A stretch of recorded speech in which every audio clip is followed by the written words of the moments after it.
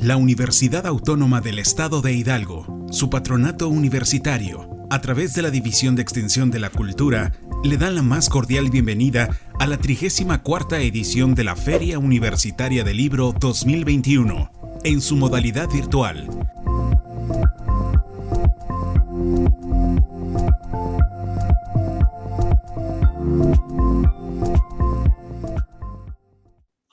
Amigos, amigas, me da muchísimo gusto saludarles aquí en esta feria, la Feria Universitaria del Libro de Pachuca y el Fondo de Cultura Económica. En esta entrevista ustedes van a ver qué interesante, porque aquí todo va a ser interesante, desde el autor hasta la historia que nos cuenta. Yo quiero darles la bienvenida también en nombre del Fondo de Cultura Económica. Soy Verónica Ortiz y a quien tengo junto a mí es a Aurelio Fernández Fuentes. Aurelio, bienvenido. Qué gusto que estés aquí con nosotros para platicarnos sobre este maravilloso libro que se llama Saavedra, un anarquismo, que está publicado por el Fondo de Cultura Económica en su colección popular. A ver, Aurelio, primero que nada les voy a decir quién es Aurelio. Él es bisnieto, Aurelio, del protagonista de esta historia. Eso es lo que la vuelve tan interesante. Aurelio es economista, obviamente por la Universidad Nacional Autónoma de México, ha sido docente en la Facultad de Economía de la Benemérita Universidad Autónoma de Puebla y es fundador del Centro Universitario para la Prevención de Desastres Regionales. Esto lo ha dirigido desde 1996. Además, es director y articulista de la Jornada de Oriente. Y es cofundador, y esto lo platicaba hace un momentito, porque tiene que ver también con su historia y con el personaje que él escoge en su vida para escribir de él. Aurelio es cofundador de un proyecto de alfabetización que inició en 1982 y que sigue. Y me contaba que hay, personajazos que han estado a través de los años en esta actividad tan importante en México, porque todavía hay grandes grupos, por desgracia, de mexicanos que necesitan ser alfabetizados. Aurelio Fernández Fuentes, qué gusto, bienvenido. Les cuento muy breve, es más, no les cuento. Esta es una investigación detallada, coloquial y con sentido del humor sobre Abelardo Saavedra Toro. ¿Por qué la escribes? ¿Por qué escoges a este personaje, que además es tu bisabuelo, para escribir esta historia de Saavedra, un anarquismo, querido Aurelio? Bueno, gracias Verónica por tu entrevista. Quiero saludar a los amigos de Pachuca, de Hidalgo, de universitario a universitario además. Me da mucho gusto que allí que hay una tradición de muchas cosas, de gente muy interesante, ¿no? En Pachuca y que estemos pudiendo conversar de este asunto. Yo digo siempre que todos tenemos en la familia algún personaje que un bisabuelo, un tío, un abuelo o un papá que lucharon con Pancho Villa, con Emiliano Zapata. Habrá quien luchó con los cristeros, ¿no? Seguramente, o estuvieron en el movimiento del 68, fueron presos, o en fin. Entonces, mi familia, que es una familia que llegó a México acogida por la generosidad de Lázaro Cárdenas, porque son emigrantes, fueron emigrantes por la Guerra Civil Española. Tengo varios personajes que siempre se hablaba de ellos, pero el del que más se hablaba, más bonito, era de este hombre, Abelardo Saavedra Toro, como el hombre creativo, el hombre generoso, el hombre entregado, el hombre que había hecho un montón de cosas. Y se contaban las anécdotas de él, ¿no? Que si cuando se había, regresando de África, se había metido para conocer a su primera nieta, disfrazado de marroquí, con un fez de borlita y un changuito en el hombro para conocerla, que si había ido a Cuba, yo no sabía por qué había ido a Cuba, y que si había esto y lo otro. Entonces, yo un día dije, voy a ver dónde está enterrado, ¿no? Y me fui en un viaje a Barcelona, y me fui a ver, porque sabía por un recorte periodístico que ahí estaba enterrado en un cementerio que es poco conocido, a pesar de que son de las cosas más conocidas de Barcelona, que es la montaña del Montjuïc, donde se hicieron la inauguración de las Olimpiadas del 92, donde está el Museo Románico, en fin. Pero está del otro lado de la montaña, la que da al mar. Está el cementerio. Cantunis le dicen otros. Entonces fui a ver y por ahí empecé la historia. Y después no estaba, por supuesto, enterrado ahí. Yo me puse a averiguar por qué él había escrito que lo habían enterrado en la fosa común, a petición de él. Entonces yo hice un trámite que después lograría semanas después para ver dónde estaba. Y luego me fui a ver dónde nació. También había los problemas. Pero de buscar a un pariente, Verónica, me fui encontrando un personaje. Y de encontrar un personaje, me fui encontrando una idea, una ideología. Y de buscar una ideología, me fui encontrando una época. Por eso le pusimos entre José Luis Gutiérrez Molina, que hace el epílogo, y yo, Abelardo Saavedra o Saavedra, un anarquismo. Estamos hablando de un tipo de anarquismo, De ¿no? una época, Así de fue, muchas cosas, ¿sí? sí, y así fue que me fui metiendo. Estaba contando que visité 28 archivos Sí, es impresionante. en Barcelona, Madrid, Sevilla, Cádiz, Villamartín, México, un gran archivo de la Secretaría de Relaciones Exteriores, La Habana, Cienfuegos, el lugar donde nació, porque toda esta historia está ahí. Entonces, bueno, libros, librerías, lo que tú quieras. ¿Cuánto te llevó? Porque para la gente que lee un libro, que además pues, no es cualquier libro, es un libro que además tiene fotografías que te agradecemos mucho, un libro de esta naturaleza y de esta magnitud, ¿cuánto te llevó a investigarlo? ¿No te cansabas y luego retomabas? ¿Cómo estuvo ese proceso como escritor y como periodista que eres? Mira, en el libro digo, y lo recuperaba Armando Bartra el día que presentó el libro que me hizo La Balona, una presentación espléndida. Sí. Recupera lo que digo ahí. Esta es una investigación espasmódica, es decir, o como el mar, hay oleadas, resacas, mareas altas y mareas bajas. Es decir, yo me ponía a investigar cuando tenía o me hacía un hueco en las cosas que hago. Entonces me clavaba. Y como soy economista, entonces digo, quiero medir en horas hombre cuánto hubiera sido con un trabajo de 8 horas, por ejemplo, ¿no? Entonces digo, bueno, un año. Suponte que hubiera sido un año, pero no fue así No, en es términos reales, porque mucho más. no soy un profesional de esto, ni siquiera tiene que ver con que me suban el SNI, que ni tengo SNI, ni me interesa, que me den más prerrogativas universitarias por haber. No, este es un libro que hice por el placer de estar descubriendo, como todos podemos descubrir tantas cosas que tenemos en la casa o cerca.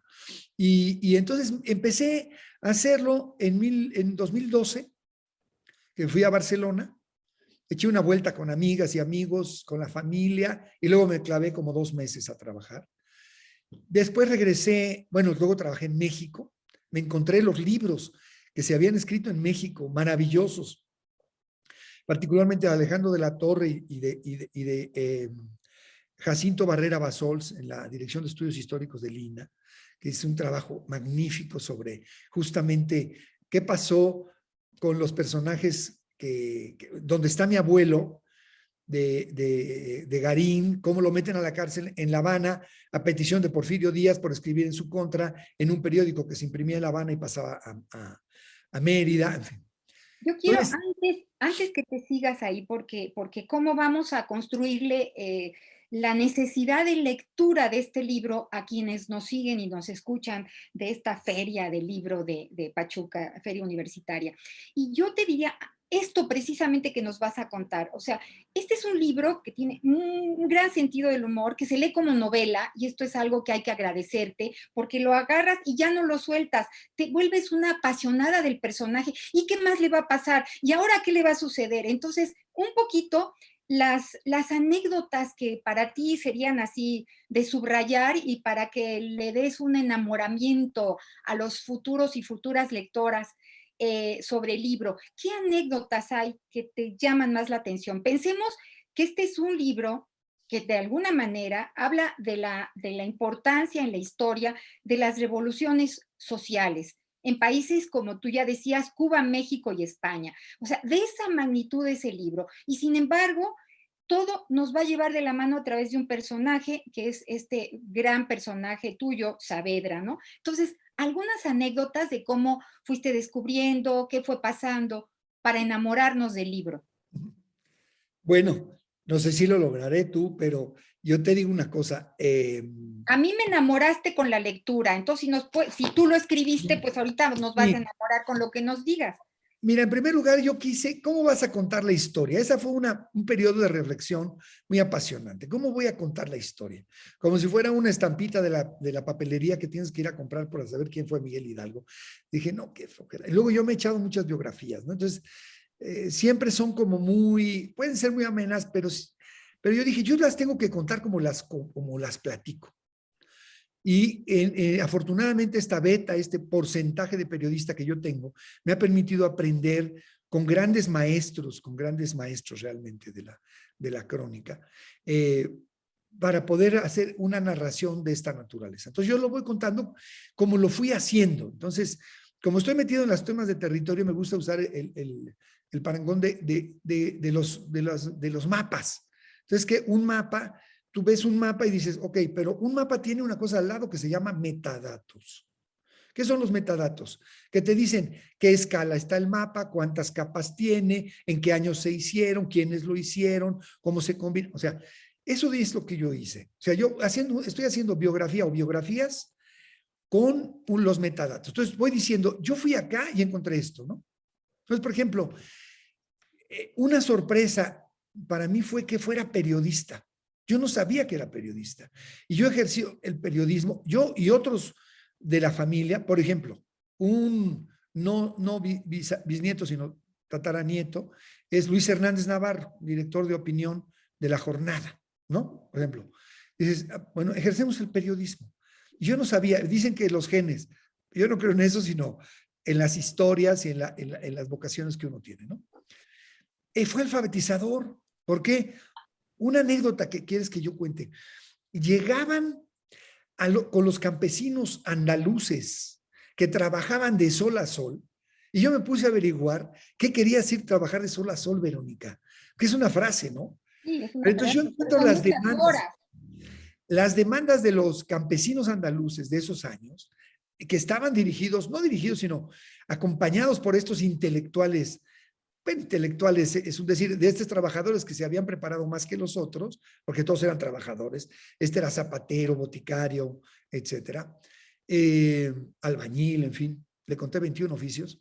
Y entonces, ¿qué demandaban qué demandaban los campesinos? Que para mí fue muy revelador. Decían, sí, les decían a los señores propietarios de los cortijos andaluces, sí, trabajamos saliendo el sol, empezamos a trabajar, pero queremos salir media hora antes de que se ponga el sol para poder llegar con luz a la casa. Claro. Y queremos que los cigarritos se llamaban los 5 minutos que les daban de descanso en esa jornada de 14 horas o 16, que fueran en lugar de 5 de 10 minutos y que en la comida les permitieran que no fueran de 30 sino de 40 minutos y que las mujeres ganaran lo mismo que los hombres, por ejemplo. Entonces, para mí, una cosa muy interesante, que te acuerdas que los rescató Blanche Petrich en la espléndida presentación de la otra vez, dijo, descubrí que eran los gañanes, ¿no? Sí. ¿Qué es un gañán para ti, para mí, que usábamos esa palabra hace años? Decíamos, un gañán es un tosco, es un grosero, es un maleducado. Un gañán para ellos era el más pobre de los jornaleros agrícolas andaluces. Y el calificativo gañán lo inventaron los señoritos de jacas, jerezanas, como los Domecq o los Ibarra, para despreciar a sus trabajadores, los que les daban la riqueza. Fíjate. Y entonces ellos se reunían en las gañanerías. Fíjate qué cosa. En las gañanerías para enseñar a los gañanes y los ponían a leer en círculo. A ver, ahora lee. ¿Sabes a quién leían? A Tolstoy, a Dostoyevsky, a Proudhon, por supuesto, a Don de Buen. Entonces decían, a ver, lee esto. El que no sabía leer le enseñaban a leer. Y entonces, con orgullo decían, en los yugos de las yuntas del arado, en lugar de llevar moñas y caireles, ahora llevan amarrados los periódicos y los libros que han leído. O sea, era una transformación radical, porque era una contracultura, era una revolución cultural también. Abelardo Saavedra Toro era un hombre de convicciones, eso nos va quedando claro, pedagogo, anarquista español, que sufre exilio y es juzgado y encarcelado, ya lo decías hace un momento, inclusive por Porfirio Díaz. Esto varias veces. ¿Por qué era peligroso? Entre comillas lo pongo. Así lo expulsaron de Cuba por extranjeros perniciosos, les decía. Por eso, ¿por qué?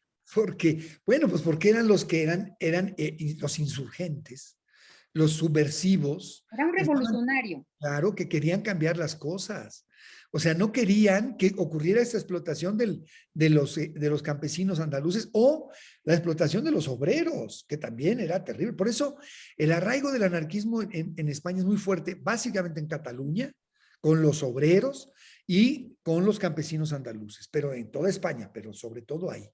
Entonces luchaban contra eso, no querían un rey, por eso le echaban unas bombas. No querían la explotación del trabajador. Y luchaban y que, por supuesto, como dice el propio Marx, la clase dominante no va a cederte el poder tan tranquilamente. Tenía que haber esta lucha que luego Marx y Engels llamarán la lucha de clases, pero que los anarquistas la asumían como tales, ¿no? Entonces, por supuesto que eran perseguidos. Mira, la primera vez que lo meten a la cárcel es cuando está de pueblo en pueblo en Andalucía, Morón de la Frontera, Utrera, Jerez y todos estos, Sevilla, van propagando la idea del anarquismo y propiciando la huelga general campesina de 1902 a 1904. Por supuesto los atrapan, los torturaban, como en México, ¿eh? O sea, los tenían con una figura que se llamaba preso gubernativo, es decir, que no le habrían proceso. Los tenían ahí metidos. Abro paréntesis, ¿por qué viene a México Abelardo Saavedra Toro? Nunca viene a México. Entonces, ¿hay una relación ahí? Claro. Mira, él dirige el periódico Tierra y Libertad. Claro. Que es una consigna rusa de los populistas narodnikis, que yo digo que eran anarquistas porque llegaban a través de Bakunin, y que llega a México precisamente por los anarquistas que se filtran en el magonismo, por ejemplo, y luego en el zapatismo, ¿no? Tierra y Libertad es un lema del zapatismo. Pero es un tema ruso que viene con los anarquistas, que lo introduce sobre todo, se cree que Antonio Díaz Soto y Gama, por ejemplo. Bueno, entonces, él dirige Tierra y Libertad. Una anécdota que me pedías. A él lo deportan, siendo director de Tierra y Libertad, con 42 procesos en su contra, y acaba deportado a Tánger, después de un periplo increíble por Orán, en fin. Y entonces se entera de que su hija mayor, Enriqueta, va a tener una criatura que entonces no se sabía si era hombre o mujer, ¿no? Y entonces dice, yo me meto aunque esté deportado. Entonces se rasura la barba, se deja un bigote largo, se viste con su túnica de marroquí, su fez, eso que contaba, y alguien le regala un changuito. Y se mete de colada con papeles falsos para ver el nacimiento de su hija, de su nieta. De su primera nieta, que nace en mayo de 1906. Bueno, yo recupero esa anécdota con una descendiente que dice, mi madre me contaba que cuando llegó les había traído regalos desde Tánger. Y dice, y a mi madre le había traído unas babuchas. Ubican todos que son las babuchas, ¿no? Entonces, estos zapatos árabes. Que dan la vuelta al final, sí. En la punta. Y entonces que cuando ella sale contenta a la calle del barrio de Lavapiés en Madrid, con sus chanclas, sus babuchas, el policía del barrio la ve y dice, coño, ha regresado Saavedra, vamos por él. ¡Qué barbaridad! Por las babuchas. Exactamente.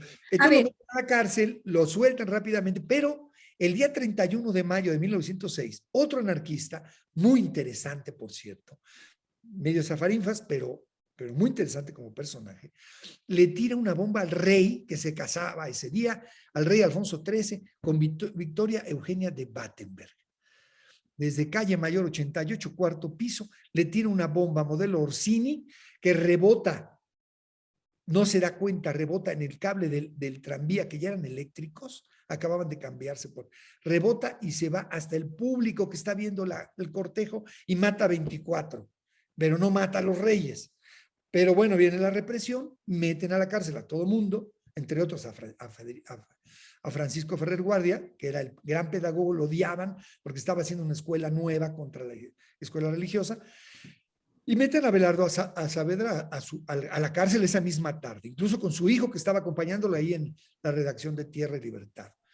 Y se pasa desde el 31 de mayo hasta febrero de 1907, todos esos meses en la cárcel, donde escribe un montón de cosas, como Tribuna Pedagógica, y cosas súper interesantes de las trampas que le hacían a las policías, porque el tipo era muy divertido, era muy simpático.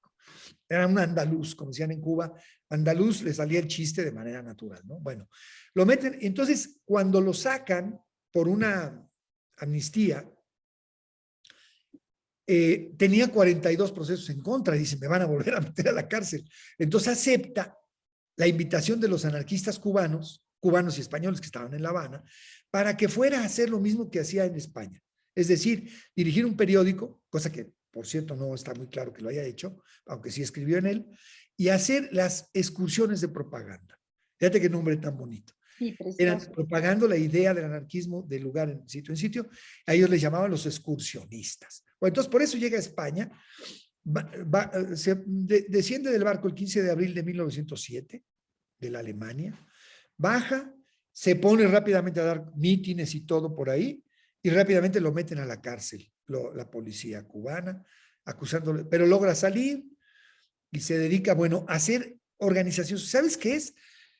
Yo no sé si el primero o el segundo intento por crear la Central de Trabajadores de Cuba. Sí, que no es cualquier cosa. Avanzada en todos sentidos. Otra cosa que pero déjame acabarte de contar esta parte. Acaba, ok. Sin embargo, los Flores Magón y otros opositores a Porfirio Díaz estaban muy interesados que este periódico que se llamaba Tierra publicara cosas contra Porfirio Díaz. ¿Por qué? Porque a ellos los reprimían todo. Regeneración, Revolución, tuvieron que salirse y publicarse en Los Ángeles. Reprimían y metían a la cárcel. John Kenneth Turner habla de 50 periodistas metidos a la cárcel por Porfirio Díaz. Entre ellos los distribuidores de tierra en Mérida. Bueno, y después de un proceso donde los vagonistas se iban hasta Tampa, Florida, desde Los Ángeles, a convencer a los anarquistas de tierra, en La Habana, para que publicaran cosas en contra de Porfirio Díaz, porque se colaba el periódico, porque había 2 barcos a la semana de La Habana a Progreso, Yucatán, y a Veracruz y a Tampico. Entonces, se colaba el periódico y llegaba y se distribuía, era lo único que se distribuía contra Porfirio Díaz. Los convencen y convencen a Saavedra de que haga una columna que se llamó La Inquisición en México. Y entonces llega y rápidamente la distribuyen 2 catalanes que estaban allí anarquistas, Francisco Ros y Planas y Antonio Duc Costa. Al primero lo detiene. Bueno, uno era distribuidor de la cervecería yucateca, no sé qué. Entonces se ve que entre la cerveza, en la distribución de las cajas de cerveza, colaban el periódico porque tienen suscriptores. Pero había que pagarlo, ¿no? Y a Francisco Ros lo detienen y lo deportan casi enseguida. Lo acusan de tener, ¿cómo se llama? Bibliografía, libros socialistas y anarquistas. Y haber distribuido un periódico que ofendía al presidente Porfirio Díaz.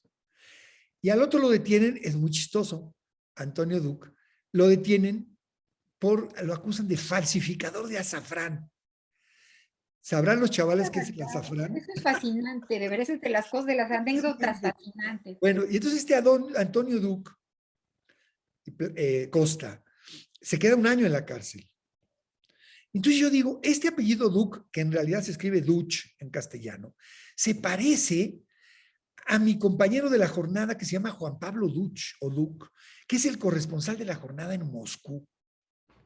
Entonces le escribo, oye, ¿tú qué tenías que ver con este cuate? Dice, era mi tío abuelo.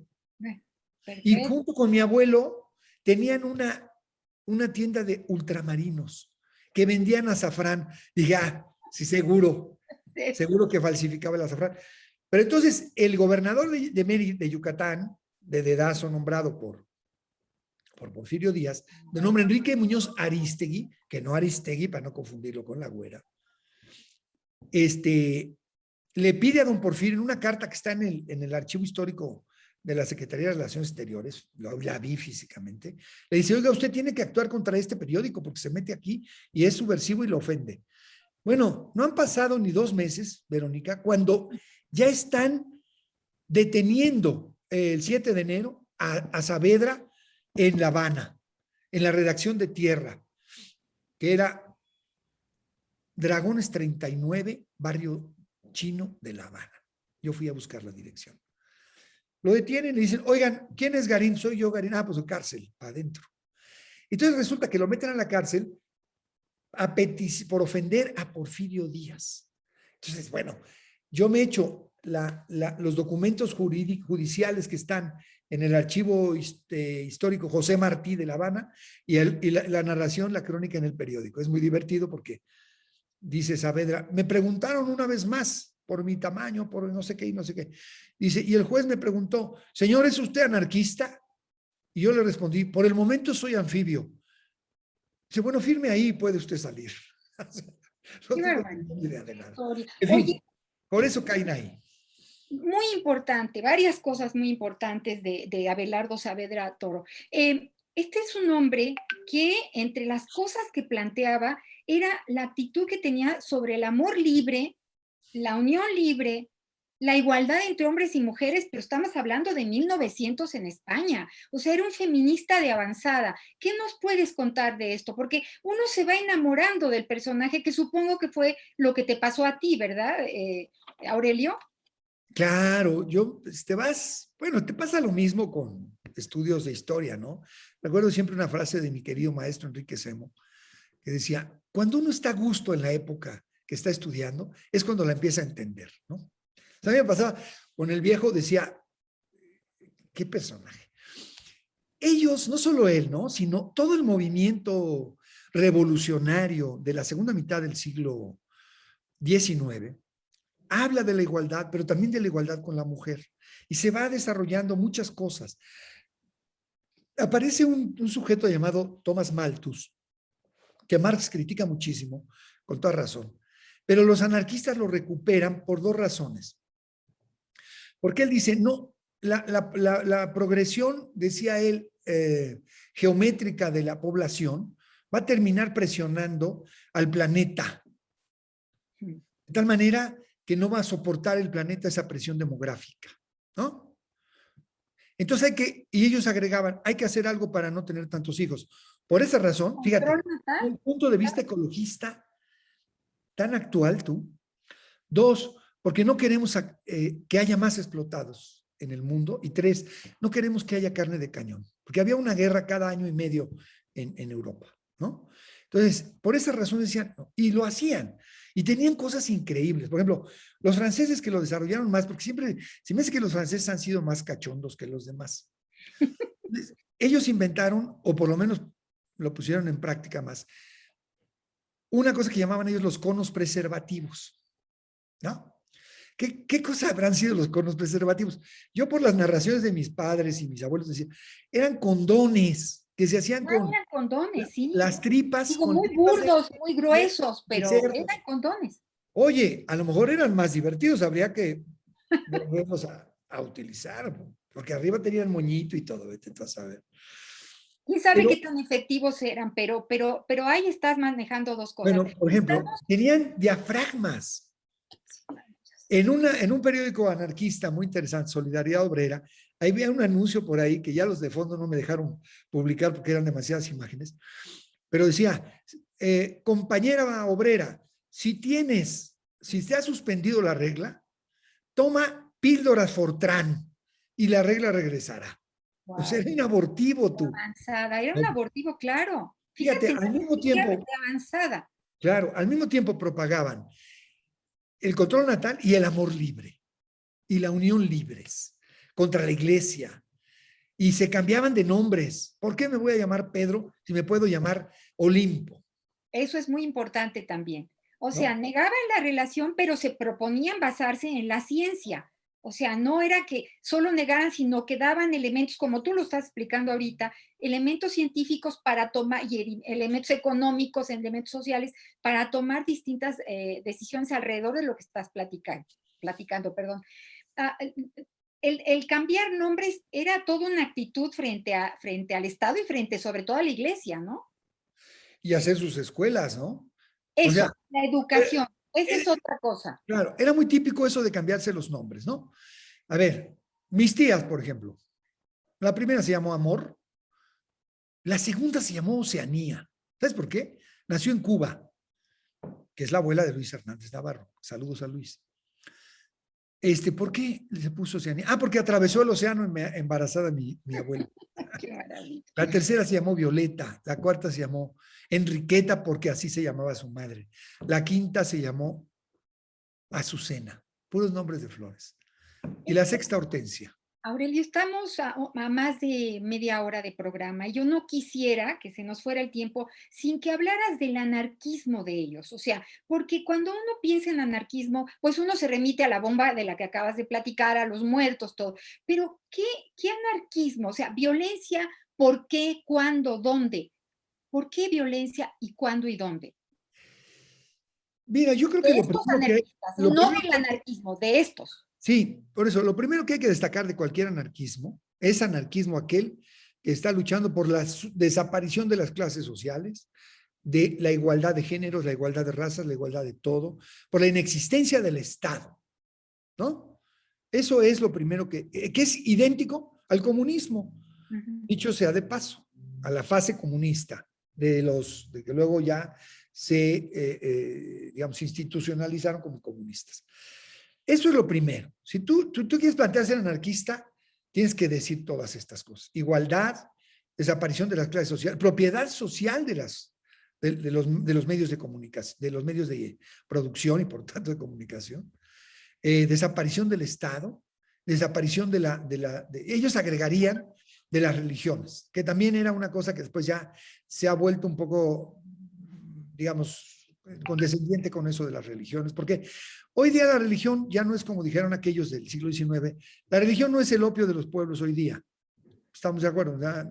El opio de los pueblos hoy día se llama consumismo, pero ese es otro tema. Así Bueno, es, así es. Y entonces, las redes, ahora, todo como nos tienen agarrados en términos de la comunicación falsa, de sí, todo esto, ¿no? Sí, sí, exacto. así es. Entonces, este tema de la violencia, a ver, violencia eran los leninistas y los anarquistas, nadie está diciendo que no, pero la cosa está asociada al anarquismo de la violencia es porque ellos se planteaban originalmente que si tú, un método, la discrepancia entre Bakunin y Marx era, vamos a llegar al comunismo ¿cómo?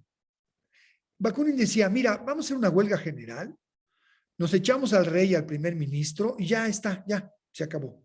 Y Marx decía, eso es utopía, hay que hacerlo con una fase intermedia que se llamará socialismo.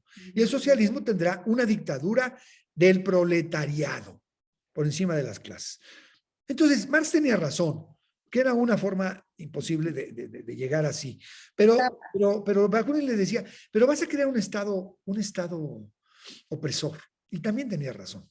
Los dos tenían razón. Por eso yo digo que hay que regresar a 1868 a Londres, a St. Martin's Hall, a discutir otra vez. Vamos a empezar de nuevo con esa discusión, ¿no? Sí, bueno, pero la violencia de los anarquistas, en primer lugar, era una violencia básicamente, bueno, la primera violencia, porque después ya hubo una violencia, digamos, proletaria de organización para la defensa, ¿no? Pero era, vamos a echarnos al rey Alfonso XIII y con eso ya se acaba el problema, lo cual es bastante ingenuo y hasta pueril, porque pues cambias a un rey por el otro, ¿no? Bueno, sí, pero vamos a matar al primer ministro. Ok. Luego viene una violencia que describe muy padre Paco Ignacio Taibo en ese que sean fuego las estrellas, en el libro ese de Paco, del periodo en Barcelona de 1917 al 1924, donde los obreros que quieren hacer la revolución son reprimidos por sicarios, ¿no? Te mandaban a los sicarios, te mataban. A Noy de Sucre, en fin. Entonces ellos dicen, pues nos vamos a defender. Entonces se organizan militarmente los obreros en la Confederación Nacional del Trabajo. Aquí vienen este otro anarquismo que se empata con el de Saavedra, que el de Saavedra es el anarquismo de la difusión de las ideas, Sí. de la estructuración de las primeras Sí. Pero están proponiendo la organización proletaria que se consigue desde 1910, pero sobre todo de 1917-20, a través de la Confederación Nacional del Trabajo. Ahí se hacen grupos de defensa muy importantes que defendían. Por ejemplo, lo narra Juan García Oliver, que es muy interesante esta parte, porque dice, los capataces de las fábricas obligaban a los niños y a las mujeres a trabajar 14, 16 horas, abusaban sexualmente de ellas, etcétera, etcétera, y ellos se transforman en justicieros. Van y agarran al capataz y le dicen, la próxima vez que violes a una compañera, que golpees a algún compañero, nosotros nos vamos a encargar de ti. Entonces se acabó el asunto y se fortalecieron las organizaciones. Pero después les aventaron a los sindicalistas, al sindicalismo amarillo, charro diríamos en México, ¿no? Pero con pistoleros para matarlos y los perseguían. Entonces se defendieron. Pero entendieron rápidamente una cosa, dijeron, nosotros nos estamos matando con un pistolero, que lo matamos y viene otro pistolero. ¿Quién contrata a los pistoleros? Ah, lo contrata el gobernador que puso el rey o Primo de Rivera en Cataluña, que era Martínez Anido. Ah, pues vamos contra Martínez Anido. ¿Y sabes quién contrataba a los pistoleros? Un obispo, ¿no? El obispo de Zaragoza. Pues se lo fueron a echar, por supuesto. A él sí. ¿Por qué? Porque tirando, decían, luego lo dijo Pancho Villa, tirando el perchero se caen todos los sombreros, ¿no? Entonces, yo lo discutía un día con unos queridos, bueno, no queridos, pero sí muy apreciados, conocidos míos, jóvenes anarquistas mexicanos, con quien sostuvimos una discusión de esto muy interesante. Pero no creas que los auténticos anarquistas mexicanos actuales son unos burros violentos o infiltrados solamente. Claro que hay infiltrados, claro que hay burros y creo que nada más hay quien les gusta la violencia, pero hay quien lo justifica y no lo justifican mal. Yo no estoy de acuerdo. Porque es el bloque negro, se pone aquí para que la manifestación pase y se defienda. Pero estás peleándote con el sicario, aunque se llame granadero. O sea, no tiene caso incendiar a unas tristes policías, en mi opinión, ¿eh? Porque ellas son la representación del poder. No logras nada en realidad con eso. Bueno, pero bueno, ellos se arrogan ser anarquistas. Yo lo respeto. Yo ni siquiera hoy puedo decir que a estas alturas de mis 70 años me pueda meter a ser un anarquista como lo eran mis ancestros. Lo respeto, pero creo que hay otros anarquismos. Y uno fue el de Saavedra y el de los otros. Vamos a la violencia, sí, pero a la violencia racional, en todo caso, ¿no? Yo no estoy de acuerdo con el presidente López Obrador que diga, no, todo debe ser peace and love. No, yo creo que la violencia se va a justificar. Por supuesto que se va a justificar. Sobre todo cuando te estás defendiendo de los ataques de los sicarios, ¿no? Pero estas son las diferencias. A quienes han presentado este libro antes, los que saben sobre historia, historiadores, filósofos, han dicho una cosa importante de este libro, que es un libro que va a permitir comprender, acercarse a las revoluciones sociales de países como Cuba, México y España, que es un libro es fundamental para entender el movimiento de anarquistas de principio del siglo XX, y es un libro que además yo se los garantizo, no lo suelta por lo coloquial, el sentido del humor, porque la verdad es que este personaje, Abelardo Saavedra Toro, es un personaje único, con una fuerza vital y con una idea muy clara de lo que él quiere plantear en la vida, y no va a cejar, él va a continuar, pase lo que pase, para conseguir lo que se propone, aunque a veces no lo logre. Por último, porque nos quedan unos minutitos, 2, 3 minutos, a mí sí me gustaría preguntarte, Aurelio Fernández Fuentes, ¿qué te ha dejado a ti este libro después de terminado? Porque los libros uno los suelta, yo soy escritora, y se vuelven de los otros, de los demás, de las demás, ya no es tuyo. ¿Qué te ha dejado a ti haber soltado ya este libro después de tantos años y a este personaje tan entrañable del que eres bisnieto? Bueno, yo me planteé un poco de manera cabafiana disfrutar el viaje más que el arribo al puerto. Y no sabes cuánto lo disfruté, de veras, o sea, sin que me diera nada. Cuando me dicen, es que fue un gran esfuerzo, digo, fue un gran placer hacerlo, la verdad. Ya estoy queriendo hacer otro. Pero sí, porque yo he hecho libros o participado en libros que ahora me parecen muy aburridos sobre territorio, desastres o esas cosas. Pero mira, ya estás planteando que te dejó eso, que ya quieres escribir otro. Sí, porque lo tengo pensado desde hace mucho tiempo, antes que muy bien, adelante. como una obligación testimonial de mi parte sobre otro anarquista que en términos de la historia es mucho más fuerte, que es porque era del grupo de Durruti, Ascaso García Oliver, que se llamaba, además yo me llamo por él, Aurelio Pero Fernández. además está poco contada esta historia, o sea, yo creo que sí hay que seguir Sí. escribiendo, hablando, discutiendo sobre toda esta historia, que es una historia que no se conoce, porque es la historia de los perdedores.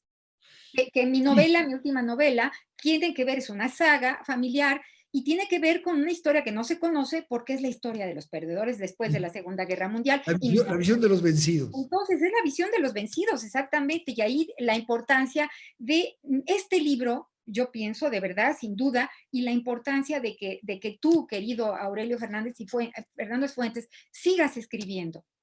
Mira, pero te digo una cosa, yo disfruté mucho el viaje, pero no me imaginaba lo que iba a disfrutar el arribo a puerto.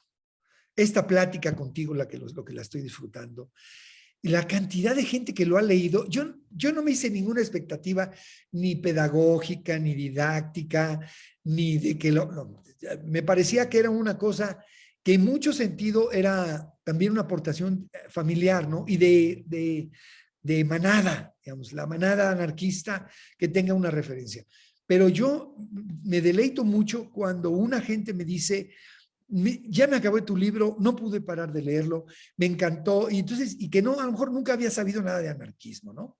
Entonces, como Blanche que nos dijo, nos confesó, yo no sabía qué quería decir la palabra ácrata, ¿no? Por ejemplo, o gañán. Bueno, entonces yo lo estoy disfrutando mucho ahora en el puerto también, como disfruté el viaje. No sé si más o si menos, pero si es un aporte que se puede hacer, qué bueno. Si es un disfrute de la lectura, qué bueno. Me da mucho gusto y lo que dices tú es importante. Sí me quedé pecado. De hecho, empecé rápidamente a escribir las anécdotas de este Aurelio Fernández Sánchez, que tiene como 20 libros en contra y 2 a favor. Y como yo viví con él y escuché sus historias también, que por cierto Paco creía que era de él el que estaba yo escribiendo. Pero bueno, sí, no, tengo que escribirlo. Antes, bueno, pues, antes de que me vaya a la memoria. Él es Aurelio Fernández Fuentes y él habla de su bisabuelo, que es este gran personaje, Abelardo Saavedra Toro. No se lo pierda, se llama, obviamente, Saavedra, un anarquismo. Va a estar usted viendo el libro en pantalla y yo lo gocé enormemente, había cosas que no sabía, otras que aprendí, otras que me sorprendieron enormemente, pero yo lo agradezco. Te agradezco este libro, esta investigación, Aurelio. Síguele porque creo que has descubierto, nunca es tarde, uno empieza de repente a escribir, quién sabe en qué momento, y se descubre escritor, periodista como eres y todo. Muchas gracias a la Feria Universitaria del Libro de Pachuca, al Fondo de Cultura Económica, que se despide de ustedes en esta entrevista y les agradece mucho su atención. Aurelio Fernández Fuentes con su libro Saavedra, un anarquismo, del Fondo de Cultura Económica. Hasta la próxima. Muchísimas gracias. Gracias, Verónica, y saludos a los compañeros que estén y amigos que estén viendo esta entrevista maravillosa. Hasta pronto.